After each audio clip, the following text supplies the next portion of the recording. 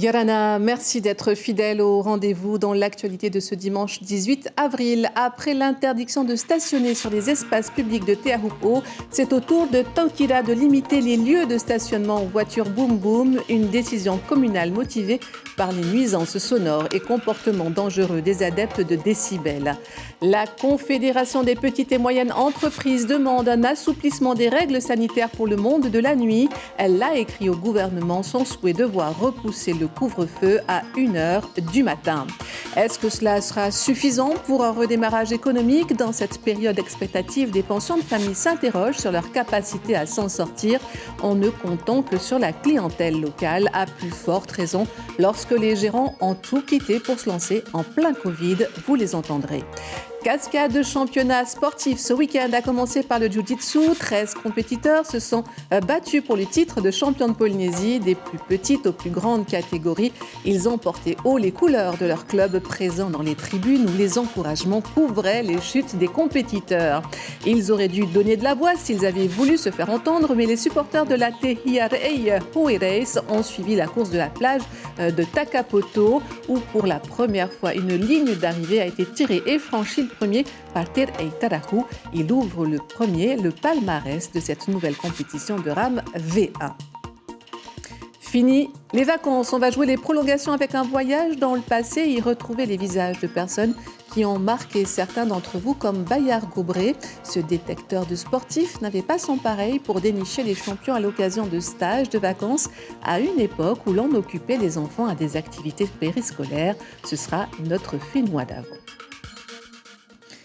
Je vous le disais, ils ne sont plus les bienvenus nulle part. Les voitures boum boum et autres cars sound sont priés de changer de trottoir. À Teahupo, c'est un arrêté qui leur interdit l'accès aux plages et autres espaces publics sous peine de sanctions. Désormais, c'est Tautira qui hausse le ton. La commune limite les stationnements sur les abords des routes. Nicolas Suire, Marcel Bonneau. La municipalité de Taiarapu Est a pris un arrêté interdisant tout stationnement sur 300 mètres.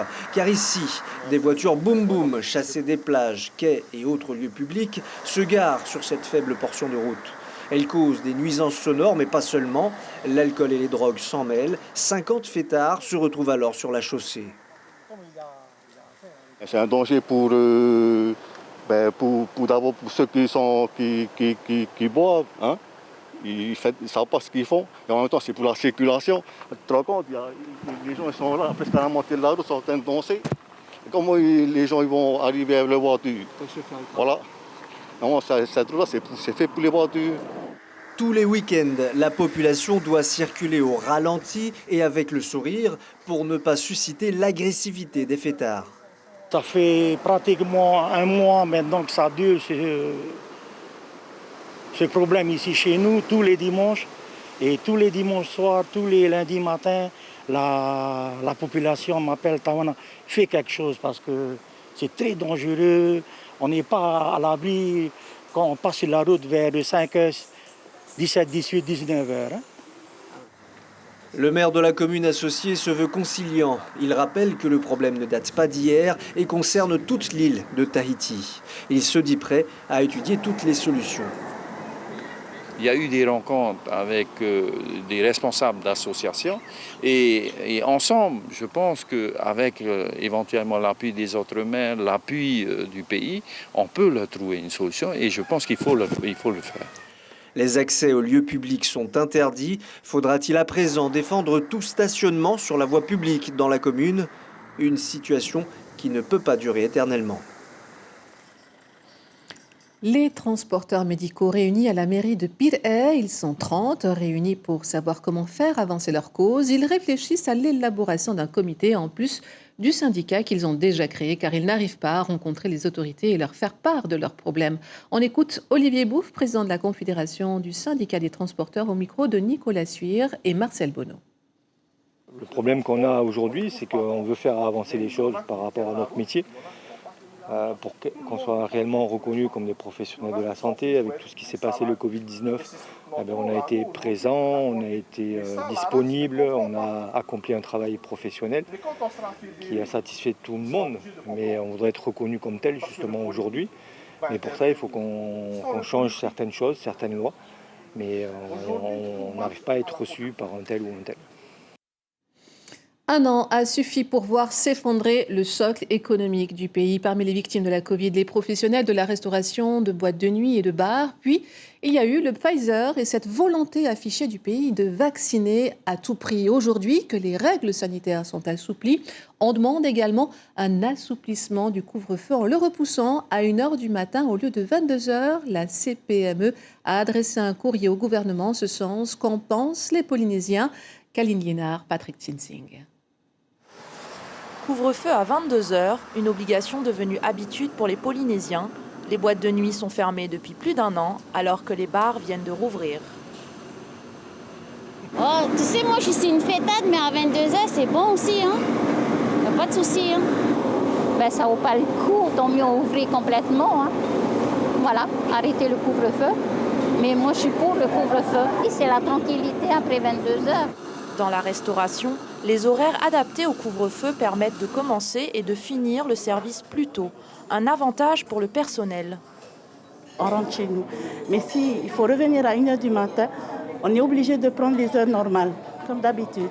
Au lieu de commencer à 5h, on commencera à 6h et termine un peu plus tard, que ce soit à 10h, 11h du soir. Même les roulottes se sont accommodées. Les cuisines ouvrent à 17h et ferment à 21h30. Et vu que la clientèle dîne plus tôt, le chiffre d'affaires est moins impacté. Avant le virus qui arrive sur le territoire, on terminait vers 11h, minuit. Voilà, mais à minuit, c'était uniquement au niveau du service. Hein. Mais sinon, la clientèle, elle est là à 11h du soir, ça y est, il n'y a plus personne. Alors que les bars accueillent de nouveau du public depuis la mi-mars, les boîtes de nuit sont fermées depuis plus d'1 an et subissent de plein fouet la crise. Car leur temps de travail est réduit de moitié, il est même devenu inexistant pour certains. L'économie, c'est une catastrophe. On va le voir dans les semaines à venir, les mois à venir, les faillites et compagnie. Donc il est le temps qu'on réagisse. Et on va falloir se battre là, maintenant, mais pendant plusieurs mois. Et j'espère que toutes les autorités, pays, États et CPME, tous les commerçants vont pouvoir se mettre autour d'une table pour adopter des stratégies très commerciales pour une belle relance, une vraie relance. Le syndicat des bars d'Ensing soutient la demande de recul du couvre-feu à 1h du matin. Et dans les prochaines semaines, il compte proposer d'autres solutions par courrier adressées au pays, à l'État et au ministère des Finances. Alors, mai arrive avec toutes ses promesses. Un ciel ouvert, oui, mais aux seuls touristes américains. Ils remplissent les critères pour venir prendre l'air assaini de la Polynésie. Leurs réservations remontent parfois à plus d'1 an et leur séjour aussi. La majorité ont maintenu leur itinéraire et activité, sauf qu'aucun n'a coché la case pension de famille. À leur tête, c'est des gérants face à un calendrier désespérément vide de sa clientèle cible, les Européens. Ils concentrent alors leur attention sur les résidents. Mais est-ce suffisant? Ismaël Tariata, Patita Savia. Un long manteau de sable blanc, une eau turquoise cristalline, la plage du PK18 a finalement convaincu Cyril et Martine de prendre les rênes de la pension. C'était en mai 2020. Ici, 80% de la clientèle est métropolitaine et les 20 autres % locales. L'annonce de rouvrir les séjours touristiques aux Américains n'a pas arrangé les choses. Nous sommes descendus de 70% la semaine dernière, là, ce jour-ci, à 48%. Beaucoup d'annulations ? Oui, tout ce qui est première quinzaine de mai s'annule. Donc je pense que les gens doivent attendre mi-mai pour savoir ce qu'ils vont faire le reste. Mais pour l'instant, la première quinzaine de mai se vide au fur et à mesure. Le pire est à venir. D'autres annulations devraient tomber. Cyril et Martine ne travaillent pas, ils survivent. Et avec eux, c'est toute une chaîne d'activité qui est menacée. Sans le dispositif dièse, par exemple, leurs 2 femmes de ménage ne seraient pas payées. La chaîne, elle démarre déjà à l'aéroport avec les petites mamies qui vendent leurs colliers de fleurs pour les arrivées, parce que c'est quand même un symbole par rapport à la Polynésie. Après, vous avez, moi je fais des repas, donc tout ce qui est pain, fruits et légumes achetés en bord de route chez les locaux, les poissons pour les repas du soir. Après, c'est toute une... Les fleurs que je prends pour mettre au niveau des décorations dans les chambres ou à l'accueil. Voilà, c'est vraiment toute une chaîne qui fait qu'effectivement, il n'y a pas que nous qui sommes impactés. Il fallait oser. reprendre la gestion d'une pension en plein Covid. Teva et Tahia l'ont fait, sauf qu'ils ont préféré l'air rafraîchissant et reposant de la montagne à celui du large. Autre atout de choix, une vue panoramique à vous couper le souffle. Ici, pas d'Américains, mais une clientèle locale choyée à chaque instant. Depuis le 1er décembre, je dois dire que tous nos week-ends sont bouclés. Et encore jusqu'au mois de mai, on a des réservations encore sur les mois à venir. Voilà, donc petit à petit, on boucle tous les mois, surtout les week-ends. Et en semaine, c'est plutôt des déjeuners, des anniversaires pour la journée, pour la soirée, avec des anniversaires avec des cocktails. Mariage, conseil privé ou comme aujourd'hui un baby shower, toutes les idées sont bonnes pour fidéliser la clientèle du Fénois. Avec son savoir en tant que chef cuisinier, donc on propose des repas gastronomiques ou des repas tout simplement familiales. Et effectivement, on propose plusieurs packages selon les événements que les clients recherchent. Il faut travailler, il y a du potentiel, il faut juste avoir des idées et puis les mettre en œuvre, c'est tout, quoi. En France, la maladie semble gagner du terrain. À ce jour, plus de 24 000 nouveaux cas confirmés et plus de 140 morts en 24 heures seulement. Des chiffres qui confirment les craintes de Cyril sur l'avenir de son entreprise. Et Polynésie la première prolonge le sujet avec l'invité café de la matinale. 7h12, Ibrahim Ahmedazi reçoit Hironui Johnston. Avec le conseiller technique au ministère du Tourisme, il fera le point sur l'ouverture des frontières aux touristes américains le 1er mai prochain et comment le ministère du Tourisme prépare cette échéance. En métropole, l'IDOM et l'IOM, la Banque centrale des Outre-mer a présenté par visioconférence, situation sanitaire oblige, le bilan des économies ultramarines de 2020 qui représente 3,5% du PIB national, malgré les conséquences dramatiques sur l'industrie du tourisme, le secteur économique phare. Eh bien, le coronavirus a finalement un peu moins impacté les économies locales que celles de l'Hexagone. Explication de reportage de Jean-Michel Mazerolles et Nordine Bessamail. Elles ont moins souffert de la crise du Covid au plan économique que l'Hexagone. Les régions et collectivités ultramarines n'ont perdu en moyenne que 6% de leur PIB, le produit intérieur brut, contre 8% en métropole. C'est le secteur touristique qui a le plus souffert. Les professionnels ont perdu environ 45% de leur chiffre d'affaires. La fermeture du ciel a eu aussi des conséquences sur le fret aérien, qui a pénalisé différents secteurs économiques, dont la filière agricole, qui a moins exporté de produits frais vers la France métropolitaine. Pour s'en sortir, les chefs d'entreprise ont massivement fait appel aux aides de l'État. Les dispositifs de soutien qui ont été mis en place par l'État, par les collectivités, par les banques et pour l'IOM aussi côté Pacifique, ont été largement sollicités par les entreprises ultramarines et ça a vraiment permis, notamment aux territoires très touchés comme la Polynésie française ou les Antilles, d'avoir une plutôt pas trop mauvaise année. Concrètement, les PGE, les prêts garantis par l'État, ont sauvé en grande partie les économies locales. 3,3 milliards d'euros distribués en 2020 à 18 260 entreprises, essentiellement de petite taille. Mais pour une fois, les faiblesses des territoires d'habitude considérés comme des handicaps ont permis aux économies locales de mieux résister face à la crise. Les fragilités structurelles de l'outre-mer ont vraiment amorti le choc conjoncturel en 2020. Pourquoi ? Parce que l'isolement géographique a permis aussi d'avoir des mesures sanitaires plus ciblées et donc avec un moindre impact sur l'économie. La reprise de la croissance ultramarine, pour les économistes, passera nécessairement par la réussite des campagnes de vaccination à travers le monde, seule solution en vue permettant une réouverture des frontières et le retour outre-mer des touristes sur ces territoires qui dépendent tant économiquement de l'industrie des voyages et des loisirs. En sport, nous vous en parlions hier. La réouverture des salles de sport au public a permis la reprise du championnat de jiu-jitsu. Le bruit de fracas des lutteurs chutant sur le tatami après une période prolongée de silence est un doux bruit aux oreilles des amateurs de la discipline. Et ils étaient 163 à s'affronter dans un combat pour le titre de champion de Polynésie. Ignacio Daveino, Sandroli. Les restrictions sanitaires n'ont pas dissuadé les spectateurs. Après une année sans aucune compétition de jiu-jitsu, ces championnats de Polynésie revêtent un caractère particulier car au-delà de l'aspect sportif, il y a un aspect plus social, participer à l'éradication des bagarres de rue. Les jeunes étaient livrés à eux-mêmes, hein? Même s'il y a le confinement, on a tous été jeunes. Hein? On ne retient pas ses papas et maman à la maison, quand on veut tailler, on taille. Hein? Et je pense que la montée de violence en ville, le confinement, ça a dû jouer un rôle, un tout petit rôle, mais ça a dû jouer. Quoi. 18 teams se sont inscrits pour un total de 163 combattants, avec des catégories d'âge allant des plus jeunes aux vétérans. Premier constat, l'année blanche n'a pas entamé le niveau de ses lutteurs.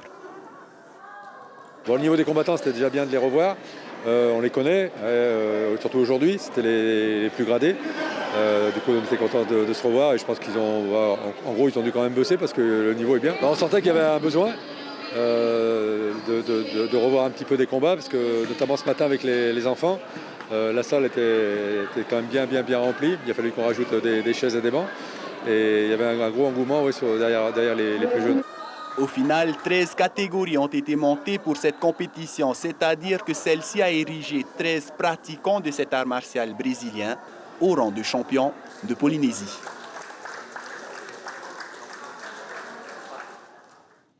Motocross, futsal, volleyball, revue de l'actualité sportive avec Riyad Itahiata, Sandroli et nos correspondants dans les îles Punuatoti et Hitimanakiki. Direction Tarawa tout d'abord. Ce matin a eu lieu la reprise du championnat de motocross cette année, un championnat qui se déroule sur 8 journées de compétition et qui regroupe 4 catégories, MX3, loisirs, open et MX1. Au programme ce matin, 3 manches à effectuer pour les 36 compétiteurs, une première journée et déjà d'autres projets en préparation.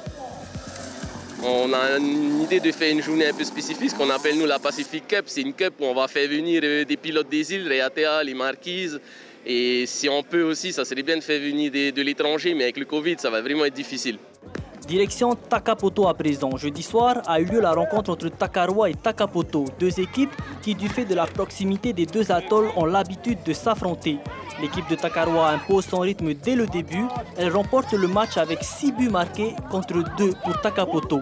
Et puis les supporters de Takaroa ont également fait le déplacement. L'ambiance était bien au rendez-vous. Dans l'ensemble, on a fait un bon match quand même, malgré le score de 6-2 pour Takaroa. Hein. Bon, c'est pas grave, on s'est bien amusé, le principal c'est ça. Et puis voilà, félicitations aux 2 équipes, hein, à Takaroa d'abord et puis aux joueurs de Takapoto. Merci pour le match de ce soir. Et puis vendredi soir à Taha, c'était la reprise de la saison de volleyball. C'était aussi par la même occasion la réouverture des matchs au public, ouverture attendue depuis novembre 2020. La rencontre s'est donc déroulée sous les encouragements des spectateurs présents. Elle opposait l'équipe de Tauriano Ananhei en blanc et celle de Hotureva en orange. La soirée s'est soldée par la victoire de Hotureva dans les 2 catégories, 3-7-0 pour les filles et 3-7-1 pour les garçons.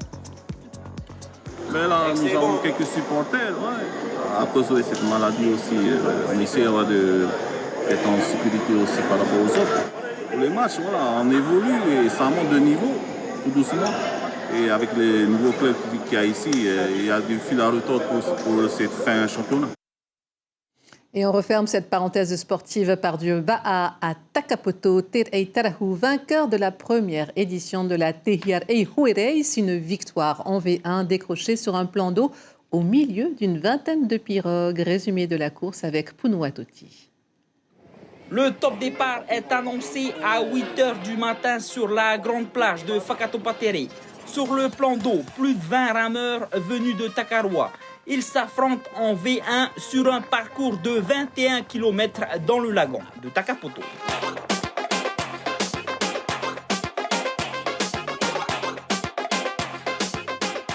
Sur les premiers coups de rame, c'est Terei avec sa pirogue blanche qui prend la tête, suivie de Lehi, tous 2 des rameurs de Takaroa. Sur le peloton gauche, Veura et Rautiare maintiennent le cap. Les rameurs de Takapoto veulent démontrer qu'ils sont dans leur lagon et qu'ils veulent arracher la victoire. Les conditions météo sont difficiles pour les rameurs. Le soleil tape, la mer est calme, le surf est inexistant. Mais les rameurs ne lâchent rien. Dans le top 3, on retrouve Terhei, Veyoura et Lehi. Plus loin, dans le top 10, on peut voir sur cette pirogue blanche le coup de rame de B-Boy.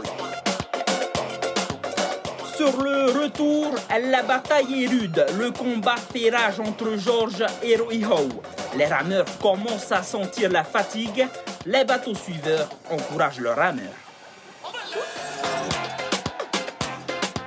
En 1h54, Terhei dépasse la bouée d'arrivée. Il remporte la Tehirei Hoe Race 2021. Il est suivi de Veyoura qui arrive en 1h55. La chaleur, surtout qu'ici au Tomko il fait assez chaud quand même. Et la distance aussi. Heureusement qu'on s'entraîne assez dur à propriété avec les copains des Pirées. Heureusement, sinon je n'aurais pas pu atteindre ce niveau aujourd'hui. Satisfait mais un peu déçu. Parce que je voulais arriver premier mais c'était très dur. Au top 10, on retrouve Rautiare, B-Boy et Vatia, qui ont tenté de rester au contact des meilleurs.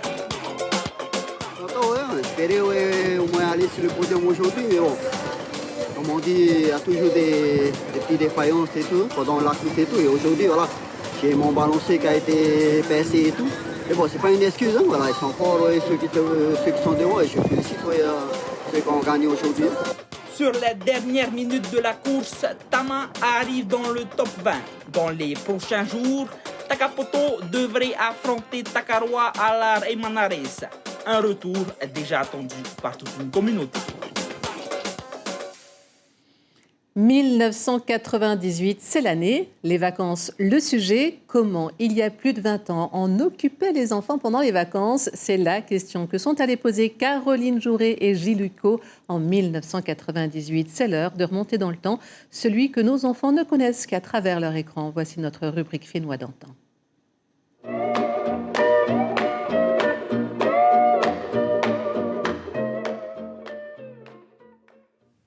Que faire des enfants pendant les vacances? À Tahiti, il existe de nombreuses possibilités. Les associations, les clubs, les écoles proposent des stages d'initiation pour ceux qui ont envie de découvrir une nouvelle activité, des stages de perfectionnement pour ceux qui pratiquent déjà et qui veulent progresser. Sans être trop studieuses, les vacances peuvent être mises à profit pour apprendre ou pour révéler des aptitudes artistiques.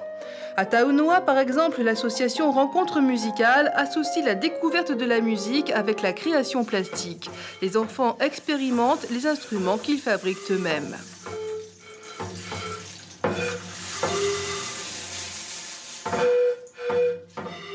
Alors, il y a pas mal de demandes, il y a des gens qui... Et la formule de la journée complète, c'est pour ça que je l'ai repris cette fois-ci, parce que beaucoup de parents travaillent et ça les arrangeait de pouvoir laisser leurs enfants toute la journée. C'est pour ça qu'on a ces stages combinés, art plastique le matin, musique l'après-midi, avec un repas à midi qui est prévu. Mais que se passe-t-il pour ceux dont les parents n'ont pas de moyens financiers? Qu'est-ce que vous faites pendant les vacances? Qu'est-ce que tu vas faire? Moi, ça fait. Tu vas surfer? Où ça? Non. Depuis 23 ans, Bayard Gobret, un sportif de très haut niveau, organise bénévolement des stages gratuits pour occuper les enfants des quartiers défavorisés. Grâce à lui, quelques-uns sont devenus champions. Ce stage combiné a déjà donné de bons fruits parce que nous avons des enfants maintenant qui marchent bien. La preuve, j'ai porté ça sur moi. Nous avons un enfant là et cette semaine vient de gagner. Il s'appelle Toutou et Loïc. Il vient de gagner ce cross scolaire. Ça veut dire que ce travail, qui est un travail d'abord de rencontre entre les enfants de différents milieux, mais a aussi un deuxième but, permettre aussi à l'enfant de prendre en considération toutes ses capacités et d'exploiter. La preuve, nous avons une médaille d'or. Enfin, pour tout savoir, le guide des activités des enfants, Tamari, regroupe bon nombre d'adresses. Il est gratuit et distribué largement à Tahiti. Un guide précieux pour savoir où et à qui confier ses enfants pendant les vacances. Nous arrivons au terme de cette édition. On retiendra qu'après l'interdiction de stationner sur les espaces publics de Teahupo'o, c'est au tour de Tautira de limiter les espaces de stationnement aux voitures boum boum. Une décision communale motivée par les nuits. Lundi s'ouvre la première audience sur les îles lactéens au tribunal foncier. Mardi, c'est le jour J pour le tout nouveau complexe sportif Veihi de Hitiautira. C'est jour d'inauguration et pour adoucir les mœurs, ce samedi, quelques notes de musique avec le concert Tuiro en hommage à Bob Yolcombe. Ce sera à Toata. On ne peut pas avoir 500 millions d'amis sans se faire quelques ennemis de Mark Zuckerberg à propos de son projet pharaonique Facebook ce soir sur la première place au box-office avec votre film Social Network suivi de Blacklist, votre série américaine. À la une de nos confrères de la presse écrite demain, la dépêche titre « Projet à Papen'o, un collectif s'oppose au nouveau barrage ». Pas de une pour Chrétien Info pour le moment. Merci de nous avoir suivis. La rentrée, c'est demain. Retour du duo radio Ibrahim Ahmedazi et Carlos Natoua dès 5h. Chiquitate Vadalouzès et Tehupo'o Fatupoa avaient dès 18h30 à cette même place pour vos journaux du week-end Vito Tapo et Ayata Tarahu. Des images de la Tehir Hayes pour finir en beauté. Merci de votre fidélité et à très bientôt.